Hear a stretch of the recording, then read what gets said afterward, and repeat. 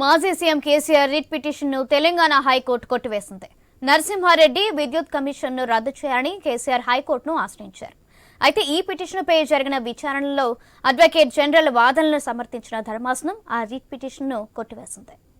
Right, ఇదే అంశానికి సంబంధించి మా బ్యూరో చీఫ్ రాజు అందిస్తారు. రాజు, సౌజన్య, తెలంగాణ రాష్ట్ర మాజీ ముఖ్యమంత్రి బీఆర్ఎస్ పార్టీ అధినేత కేసీఆర్ కి సంబంధించినటువంటి విద్యుత్ కేసీఆర్ తన ప్రభుత్వ హయాంలో కొనుగోలు చేసినటువంటి విద్యుత్ కొనుగోలుకు సంబంధించిన అంశం ఏదైతే ఉందో ఈ అంశానికి సంబంధించి ఇవన్నీ కూడా వివాదాస్పదం అవుతున్న నేపథ్యంలో తెలంగాణ రాష్ట్ర ప్రభుత్వం కొత్తగా వచ్చినటువంటి రేవంత్ రెడ్డి ప్రభుత్వం విద్యుత్ కొనుగోలు ఛత్తీస్గఢ్ నుంచి అదేవిధంగా భద్రాద్రి ఇతర థర్మల్ పవర్ ప్లాంట్ల నిర్మాణానికి సంబంధించినటువంటి అంశాలపైన ఒక సమగ్ర విచారణ కోసం అక్కడ జరిగినటువంటి అవినీతి అక్రమాలను బయటికి తీయడం కోసం ఒక సమగ్ర విచారణ జరపాలని చెప్పేసి నిర్ధారించి ఒక కమిషన్ ను జస్టిస్ ఎల్నాథ్ కుమార్ రెడ్డి నేతృత్వంలో కమిషన్ ఏర్పాటు చేయడం జరిగింది విచారణ కోసం.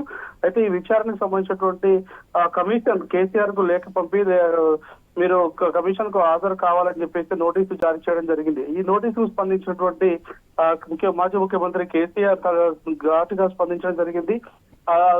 ఈ లేఖ ద్వారా దాదాపు 12 పేజీల లేఖ రాసినటువంటి కేసీఆర్ ఈ లేఖ ద్వారా తెలంగాణ రాష్ట్రంలో విద్యుత్ కొనుగోలు అవసరాలు ఎందుకు చేపట్టామో ఆ రోజు ఉన్నటువంటి వాస్తవ పరిస్థితులు ఏంటని చెప్పేసి చేసినటువంటి వ్యాఖ్యలతో పాటు అసలు జస్టిస్ ఎల్నాథ్ కుమార్ రెడ్డి చేసినటువంటి కామెంట్స్ ఏవైతే ఉన్నాయో ఆ కామెంట్స్ అన్ని కూడా రాజకీయ కక్షపూరితంగా కనిపిస్తున్నాయి.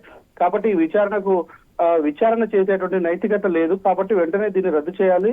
జస్టిస్ ఎల్నాథ్ కుమార్ రెడ్డి కూడా దీని నుంచి తప్పుకోవాలని చెప్పేసి ఆయన లేఖలో పేర్కొనడం జరిగింది. మరోవైపు ఈ లేఖకు సంబంధించిన అంశం పైన అసలు కమిషన్ రద్దు చేయాలని చెప్పేసి హైకోర్టుని ఆశ్రయించారు. హైకోర్టులో రిట్ పిటిషన్ కూడా వేయడం జరిగింది. అయితే దీనిపైన మొన్న శనివారం వరకు కూడా శుక్రవారం శనివారం 2 రోజుల పాటు దీనిపై పూర్తిగా విచారణ చేయడం జరిగింది హైకోర్టు.